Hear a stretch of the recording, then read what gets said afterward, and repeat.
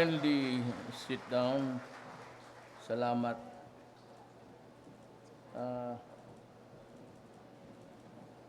Social Welfare and Development Secretary Rolando Joselito Bautista, Interior and Local Government Secretary Eduardo Año, Senator Bongo, Davao del Sur Governor Douglas Cagas,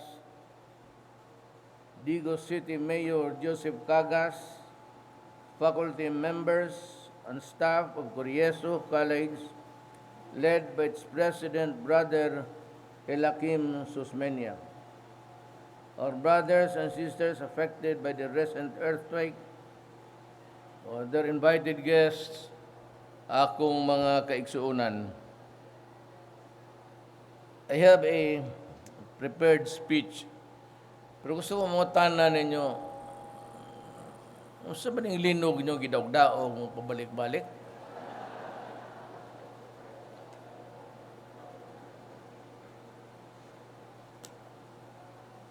Daog-daog na basta yung anak. You know, one thing is very clear to us. We cannot predict earthquakes. So, there's a movement tectonic dito sa banda sa, you know, those big rocks as big as a wall.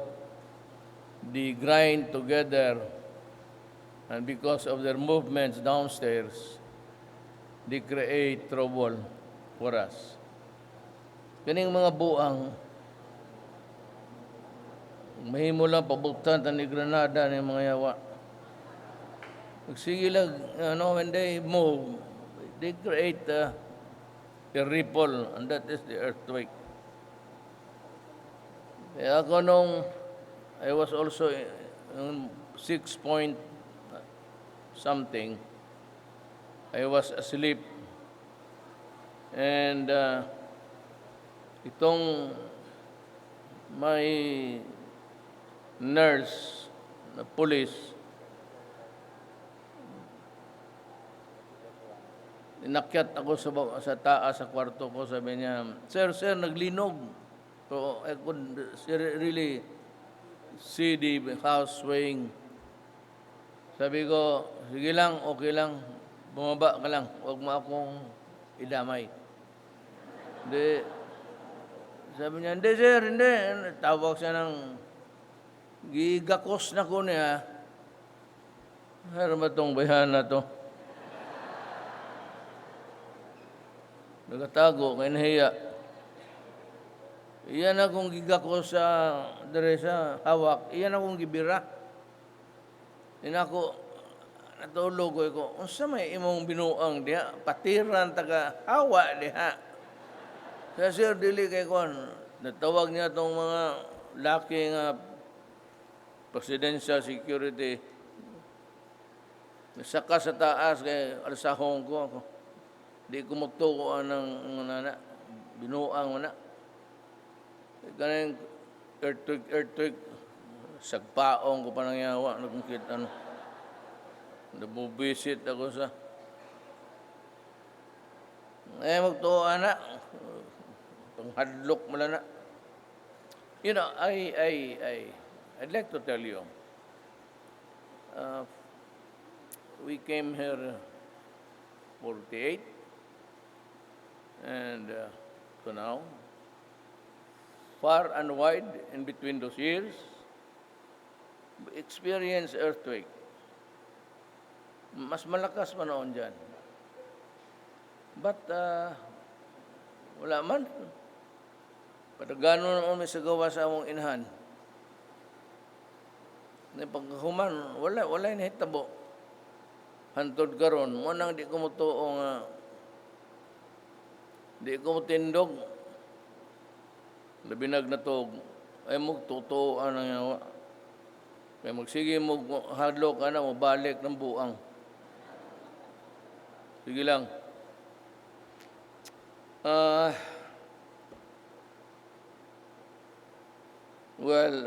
I'd like to share this moment with you And I'm happy that I've been able to make it. Sa akong kabisi, I'd like to apologize that I should have been here when the earthquake were doing their thing. But problem, I was so busy in Manila. Talagang busy ako. And there were things which I could not just let anybody handle it because it's a very sensitive issue. And I'm referring to itong, every administration, every critic, and everyone would always say, where's the big fish? Bakit maliliit lang? But I remember that during the campaign, kung nakinig kayo sa akin, had you listened to me, yung sabi ko sa, ito lang, wala masyada akong program. One is that I will go after drugs, then corruption, then I'll fix government, and the minor corruption dito sa lower end.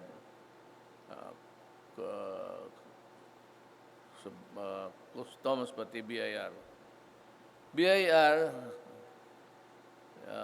the one who's doing the work there is Billy Dulay. He's an Ilocano. He was my friend. And right after the war, he also migrated to Davao and became the lawyer of Alcantara House Council. He has collected 2 trillion plus. So, okay tayo dito sa yung mga lawyer. Ang problema, I'd like to tell you is sabi sila, saan yung big fish? Okay, I'll tell you, the big fish now, si Ayala, pati si Pangilinan. And they corrupted the Filipino people. They signed an agreement, a contract, which was not shown to the country. Ngayon na magbayad na tayo, pabayarin tayo, at noong panahon na walang tubig, doon ko na nakuha yung kalukuhan nila. Somebody told me that there is water. So I asked the military intelligence community kung silipin nila na mayroon ba talagang tubig. And they said, meron. Kaya sabi ko, pardon my language, mga putang ina kayo, pagdating ko sa Maynila bukas, pag walang tubig, pagsasampalin ko kayo lahat. Kasi alam ko may tubig eh. Putang ina ninyo, bantay kayo sa akin. So when I landed Manila, nagas na ang tubig. So doon ako nagkaroon ng bakukang sa ulo. Tapos may 7 million na bayaran ko daw accountability doon sa mga Manila Gas pati Maynilad. They are asking me to pay 7 million for their losses. Kaya sabi ko, bakit ako magbayad? Tinignan ko yung kontrata. Yung kontrata cannot be reformed. That contract cannot be novated. Alisdan ba? That contract cannot be corrected by provisions. Hindi pwede. And that contract is null and void from the very beginning. Hindi man kailangan na bar-top notcher ka. Isang basa mo, kalukuhan talaga. You know what? They control the water. They are just distributors. And in that contract, the Philippines surrendered sovereignty by allowing these concessionaires to control when there should be an increase.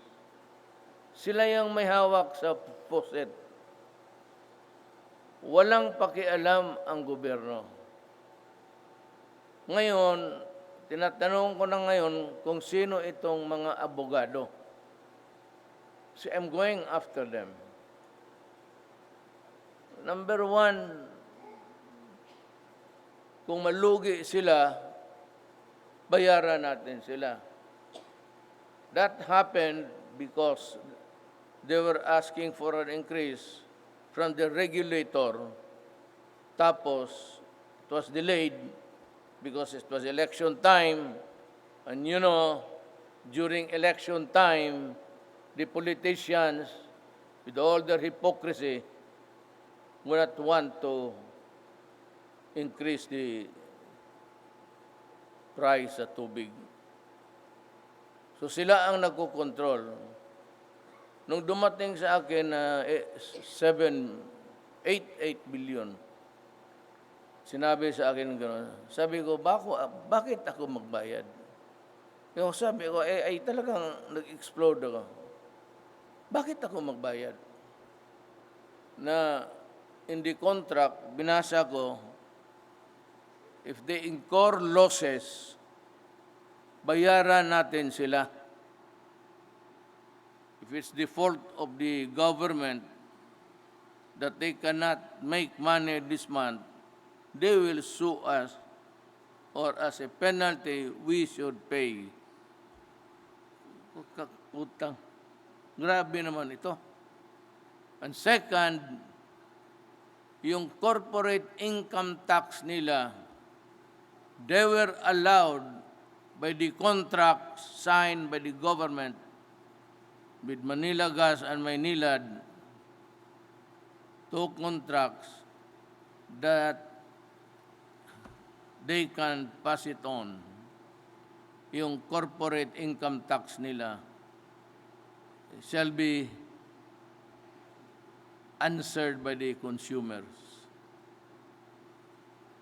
Wala talaga, tayo ang bayad. And the contract is 2037. Noong nag-ano sila, yung sila pa, the contract was signed in 1997. Tapos was due to be renewed during Gloria's time. Ang problema, they were given extension. Wala pa, hindi pa dumating ang 2037. Naghingi na sila ng extension. So many years away. Meron na silang extension binigay. Kasi hindi man nila sigurado kung sinong presidente sunod. So panahon ni Gloria, sigurado sila, naghingi sila ng extension. Pangatlo, well, I seem to, yung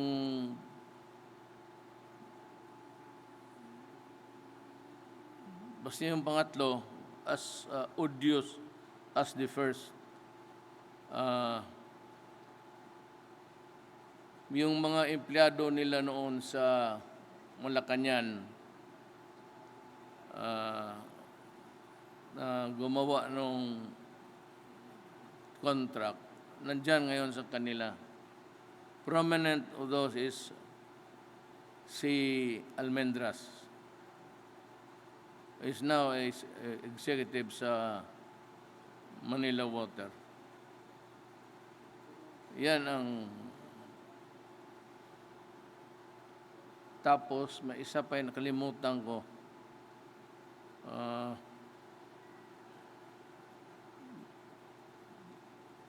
There's another provision that's really something. Pero yan lang, tatlong yan. If some of them are lawyers, paghawakan mo yung Anti-Graft and Corrupt Practices, that's Republic Act 3019, pag hinawakan mo yan, tapos yung kontrata nila, tandi mo, all the provisions of the anti-graft law can be found in the contract. Lahat. Surrender of sovereignty, tapos may isa, yun palang isa. If you are a Manila resident, you'd see in your water bill, meron doon, sabi, environment enhancement. They just, quoted it with it was water treatment. Nagawain sana sa Harrison. That water treatment was kasali sa billing yan. Every day, every collection. So ngayon, ilang trilyon yan? Paano tayo magkaintindihan dito? Kasi nagbayad kami ng water treatment, until now, walang water treatment. Is it not that is TAFA or economic sabotage? Either way, no bail yan. Nakita mo sila, tahimik talaga. Puro apology, apology, apology. Ako naman, I can allow the innovation of the contract. As a matter of fact, the Secretary of Justice has his proposal. It's all encompassing, but removing the objectionable things there in the original contract. Pero ang akin nito, buti ang makinig si Pangalinan pati si Ayala, there is a violation of law. A crime has been committed. You cannot reform that contract.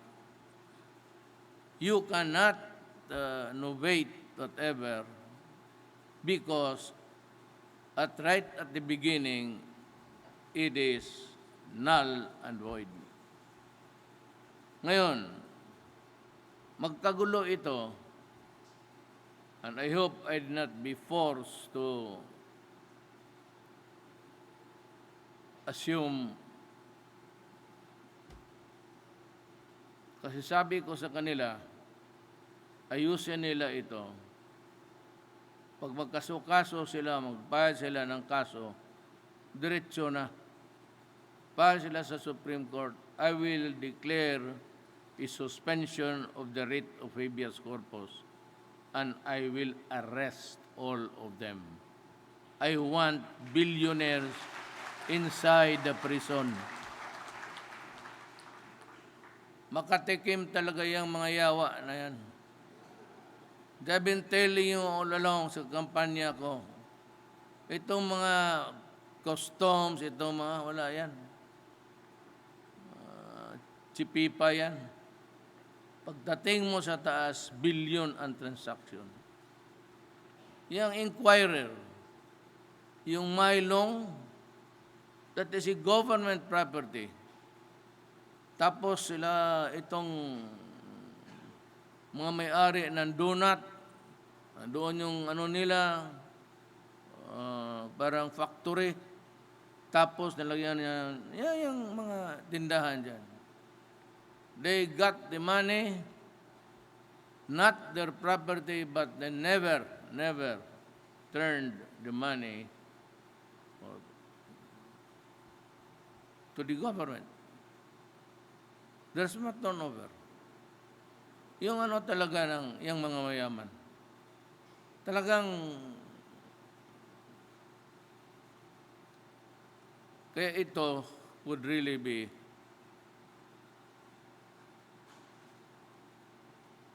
it can destroy me.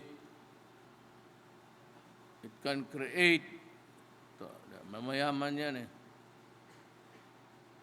Pero sabi ko nga sa mga military, and you, if perchance I do not make it to the finish line, huwag ninyong bitawan yung kalukuhan ng mga mayaman. You continue fighting them. They are there really to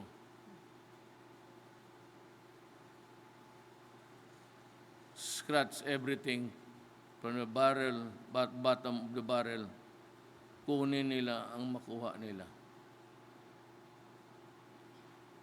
Kaya lang. Hindi ko man sinasabi, but you know the imponderables of life. You can never tell that you may go anytime. Sabi ko, if I do not reach the finish line in this issue, kayong mga abogado pa, all of you, you read the contract and do not compromise. Kasi mag-compromise kayo, then they will just say, sige, arigluhin na lang natin. Pera-pera lang naman yan. Yan ang style na. Pera-pera lang yan. So they begin to corrupt and try to negotiate. Ako, mag-negotiate tayo, pero pailan ko kayo ng kaso.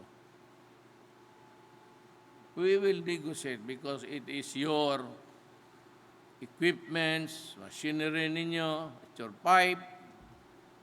Pero if you threaten me that you will stop operation, I don't think that will succeed. I will order the military, General Anyo, sa local government, Rolly Bautista, the army chief noon.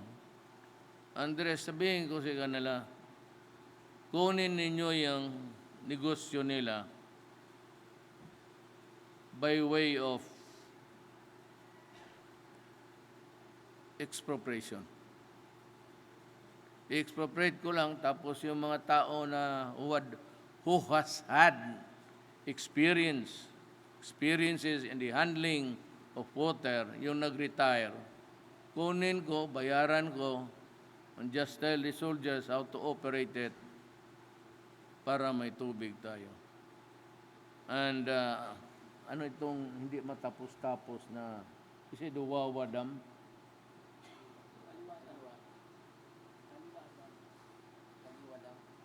Ano? Itong tubig ba? I know I can give you a little bit of an elbow room to move. Itong mga nakatira doon, they're of course, they're all natives. They're trying to delay the project by, and we need water. Manila without Wawa and itong isa, Kaliwa Dam. This will be the last resort to have water for Manila. I will order them to go ahead, and we will pay the natives and we will relocate them. But for the courts to issue itong mga TRO, sabi ko nga, do not make it to the point na sabihin ko, ignore them. Huwag kayong maniwala dyan sa korte, kasi after all, pera-pera rin yan. Yung mga gagong yan, mga transaction, yung losing bidder, magdemanda, tapos mag-TRO. Kaya mga project na huli, only to realize that gusto lang kumuha ng losing bidder, maghingi lang siya ng kunti doon sa nanalo. And yet, itong korte, I'm warning the judges that be sparing about issuing TRO. Otherwise, I will publicly announce that do not follow. You follow the program of government. Yung TRO is just, yun ang ginagamit. Pera-pera dyan eh. Not all, in fairness to everybody, to the other judges.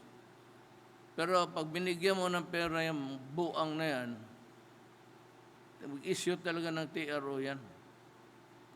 And you delay the projects, and that is why we are caught in a bind whether we are able or we will be able to deliver water in the coming years. And that is why itong kalukuhan ng Pilipinas, part of the graft and corruption yan. It's money. Money lang yan. Bigay agad itong gagong judge na ito. Otherwise, I will go to him. Tapos sabihin ko, basahin mo yung TRO mo. If it is really a work of illegal mind, then maybe pag hindi, pakain ko yung TRO mo.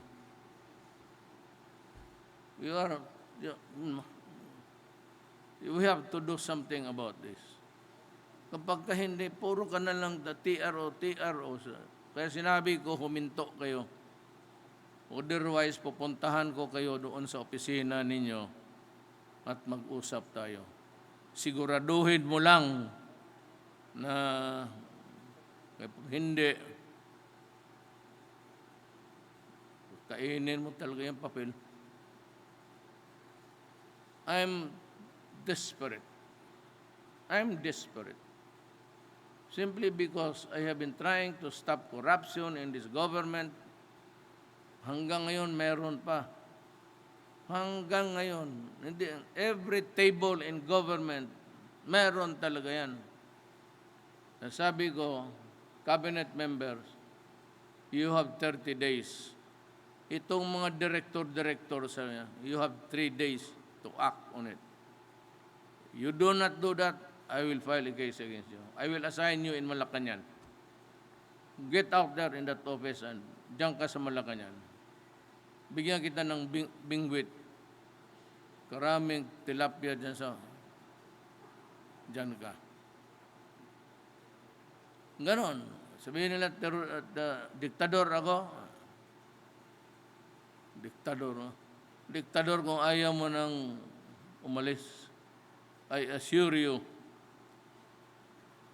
when my term ends, I will gladly go step down with no fanfare.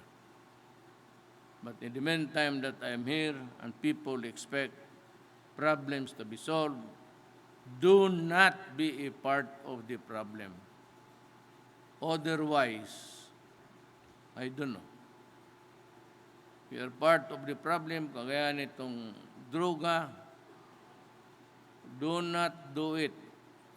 Meron dito malakas pa rin. Do not do it. Maybe one or twice, kung hindi ka basta kung nasa labas ka, you will die. I could not be more emphatic and clear to you. You start to fuck with drugs, you destroy my country. And if you destroy my country, I will kill you. Sigurado yan. Stop it. Lalo na kayong malalaki. Wala akong pakialam dyan sa human rights. I'm trying to save the youth. Tingnan mo yan sa TV. Sabi nila, it's not a big problem. It is a big problem. Ang cocaine galing sa Medellin, Mexico. Nandito na ang mga ulol. Tapos sa triad, itong shabu. We are buffeted with so many Kita mo dyan, every day, you look at the television, and yung crawler, mayroon dyan, Shabu says worth at 800,000, araw-araw yan. And if you really want to know the truth, you tune into PTB4, nilalagay ko yung lahat ng kaso sa Pilipinas. It's all there. I publish it. All na kaso na ng patayan, nandyan yan. But most of the surrender. So still, we still have a problem with drugs. Do not, I'm trying to save the next generation. I'm not saying I'm the savior. But I am the president now.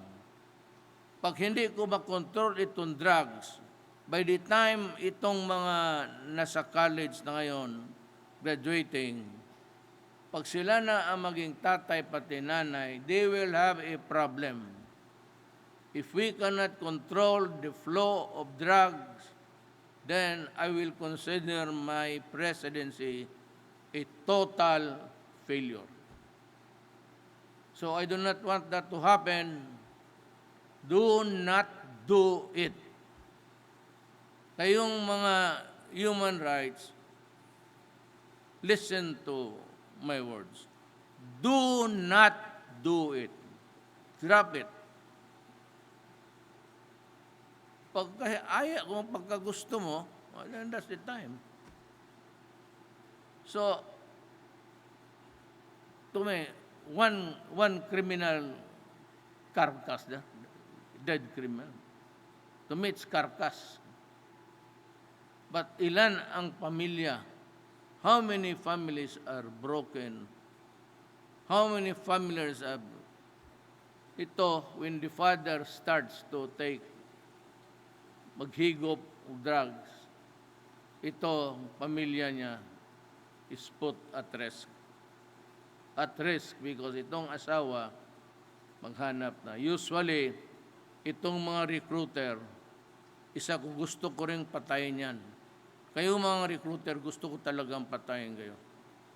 Kasi ito, pag may makita problema niya, CJC, punta ka ng Middle East. Pagdating doon sa Middle East, nagka-problema. Or are sold to questionable Arab families. You know why? When I was mayor, there were two ladies sa Turel and one dito sa Digos. Nakulong ang mga anak nila because of this recruitment na kabalastugan. So they were there at the gate crying day and night. Pagkabukas, nandiyan, early morning, they are there. So finally, my wife said, why don't you do something? Do something kung anong kaya mo. Sabi ko, I shall try. So I went to Saudi. I invited my Muslim brothers sa Congress to be with me. Tapos King Fahd was already in the advanced state of dementia. But may lucid interval siya, nakakaintindi siya. Pumayag siya. Tapos ang sabi sa akin, itong official ng nagdaba sa amin, a member of the royal court who accompanied us out, sabi niya, no, you should know, Congressman ako noon eh. You should know that there are not all, remember, not all, but there are Arabs who still practice slavery. And if you are a paid hander or an outright slave na binili sa African markets of slavery, yung rape na yan is inevitable. kasali ang rape. Kaya makita mo yung mga ating kababayan, diretso tumatalon sa labas. Wala nang seremonya, talon yan diretso. How many? Almost once, twice a week. Tumatalon lang sa ano. So maybe the human degradation is really at its worst. What I know is that if he cleans the master's house, he still has to clean the house of the daughter-in-law and the house of another son and the house of another relative. Kaya sila, uniform yan, tanungin mo, how many hours of sleep do you have? And they would say, 3. What about the food? I say, it's garbage. Kaya ito mga recruiter, ito yung nagbibigay talaga ng problema sa Pilipinas.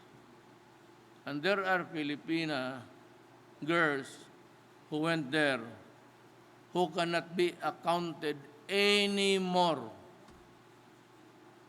Sabi nila, kung hindi na makita, pinagbili yan doon sa slave market sa Africa. And I just cannot imagine for the life of me to think that a Filipina is being made a slave and being raped every day. Tapos cleaning the house. I said it's part of, they lose their dignity. And that is why to them it's, tumatalo na lang. And yet, itong mga human rights grieve for the criminals. I kill criminals, especially drugs. No doubt about it. But look at the other side.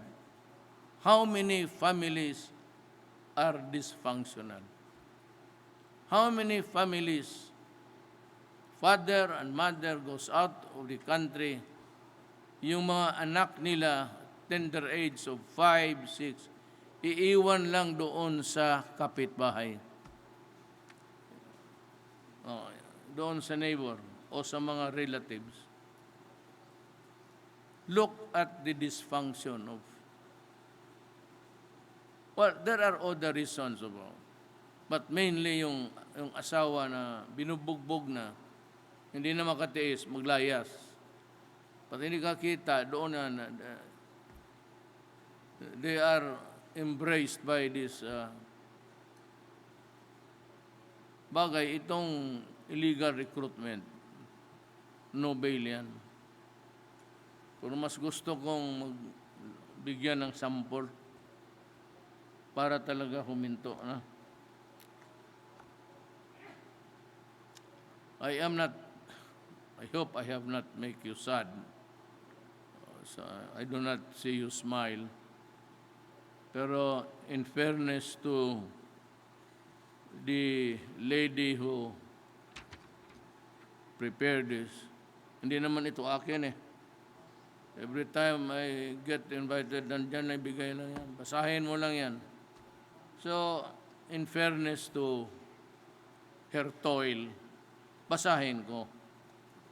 I join the administrators, faculty, students, and my fellow alumni of the Corieso College in joyous celebration of its 60th founding anniversary. Nandyan pa ba yung building namin? Sira na.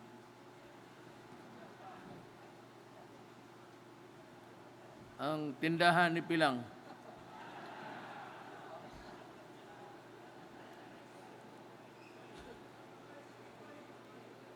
She's still alive? Si Pilang. For decades, this esteemed institution has produced outstanding graduates who went on to become distinguished leaders and innovators in their respective fields and professions.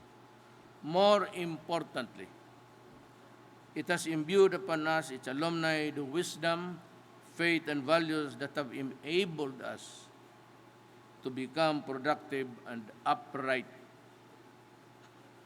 and well-rounded Filipinos.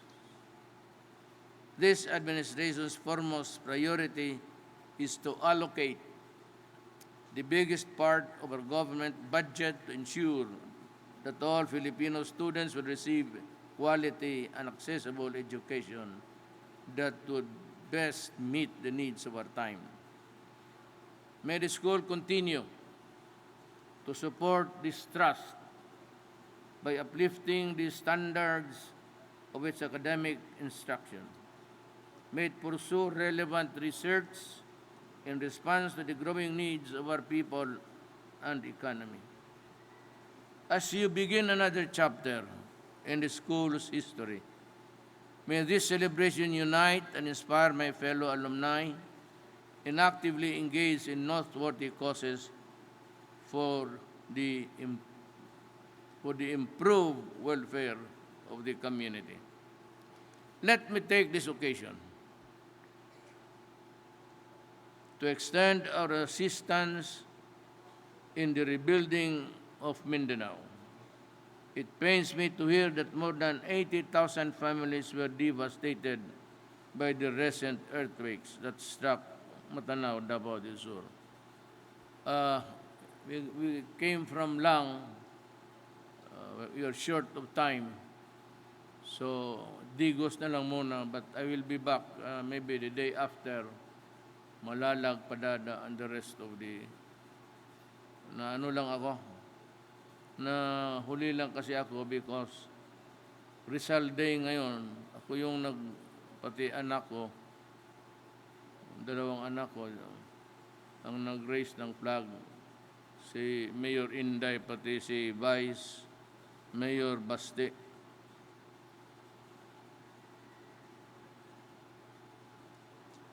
As such, I gave marching orders to hasten the repair and rehabilitation efforts so that we may help those affected and to resume their normal lives and bring renewed hope in the coming year. Let me see. We have a housing. I was told by the generals that we have a housing in Magsaysay para sa kanila. I think that I may also put up some housing doon sa Malalag and maybe Padada. Dito,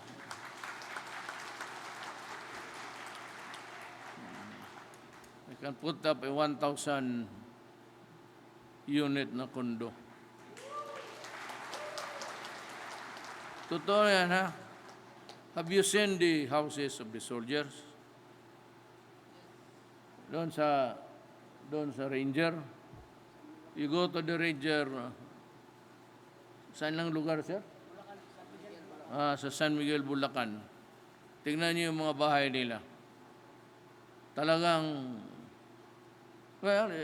worthy for a soldier. Another thing, I have been hearing a lot of complaints about bakit inuna yung sweldo ng military pati police dublado. Kasi yung sa mga maestra hindi pa. You know, this country is a troubled land. I need soldiers and policemen who are not afraid to die. And when there is trouble, I send them there and say, fight and die if you must. Ang sundalo kasi, pag lumabas ng kampo, chances are, if there's an encounter, kung siya yung casualty for the day, 2, 3, tayo, lumabas ng bahay, chances are we can go anywhere and go back online. Mga sundalo, wala yan. So, kayo na lang mag-intindi. Kung may baha, sundalo. Kung may tornado, sundalo. Kung may earthquake, sundalo. Kung may lahat na. May landslide, sundalo. Ang sundalo, lahat trabaho na hindi kaya ng civilian, kanila yan. So, in fairness, sabi ko nga, may mga pamilya to. Maglabas ito ng kampo, there is no telling that they will arrive alive. Chances are that is the reason why. We need the soldiers, we need their industry, and we should help them. Inuna ko muna ang sundalo. Dublado talaga ang sweldo nila. And I'm sure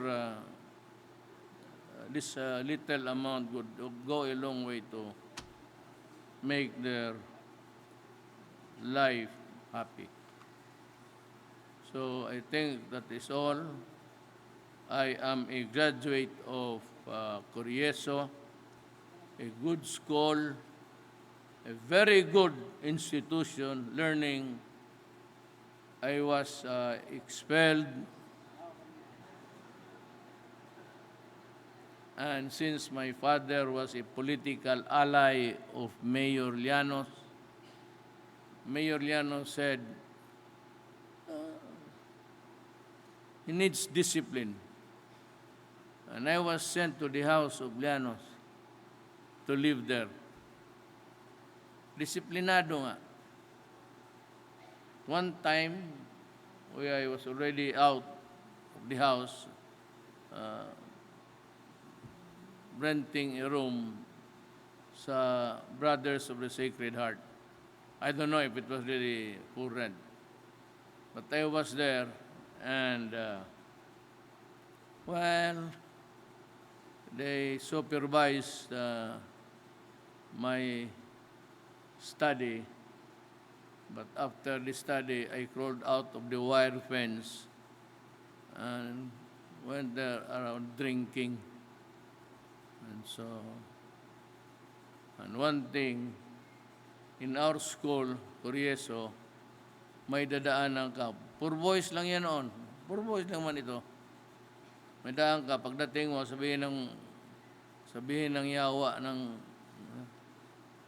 oo, Duterte, oh. Ganunin yung baso. Bahal.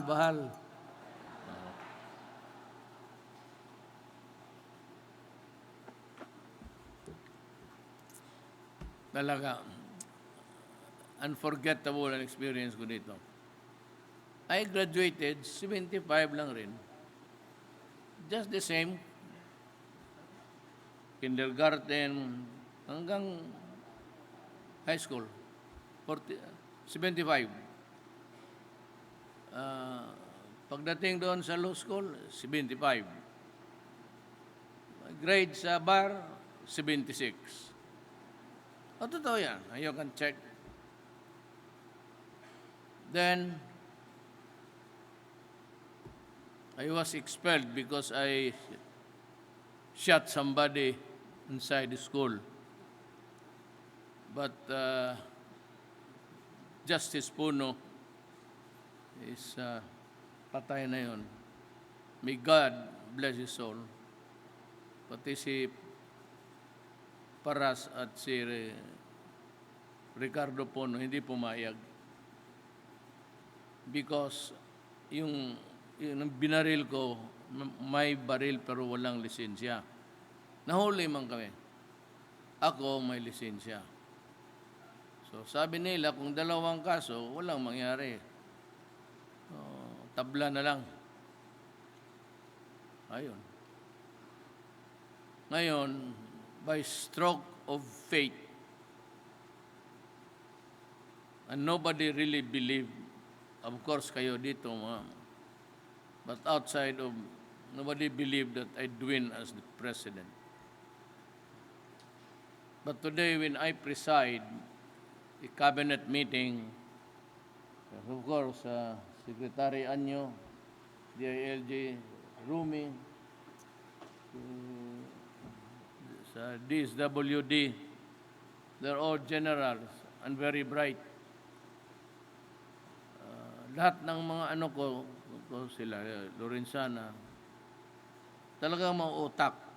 Mga valedictorian niya sila. Pati Sunny Dominguez, my finance officer, and all of them studied abroad. And ako, yung 75, well, when I preside, I look at them and say, hey guys, you with summa cum laude, general, listen to the 75 boy.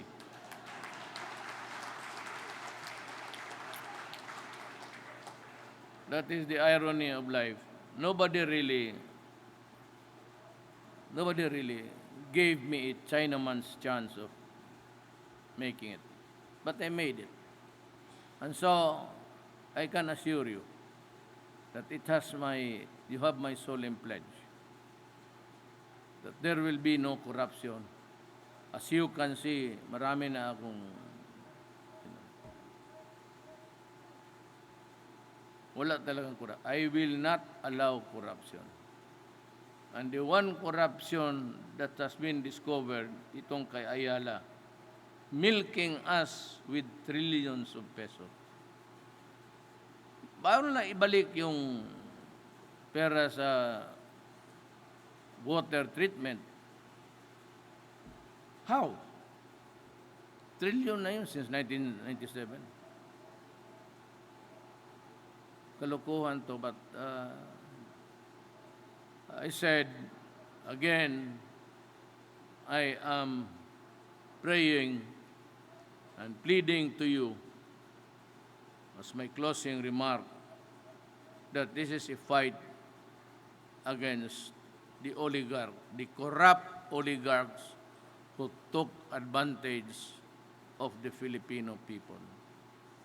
So that if I do not make it to the finish line, kindly continue the fight to give justice to our people.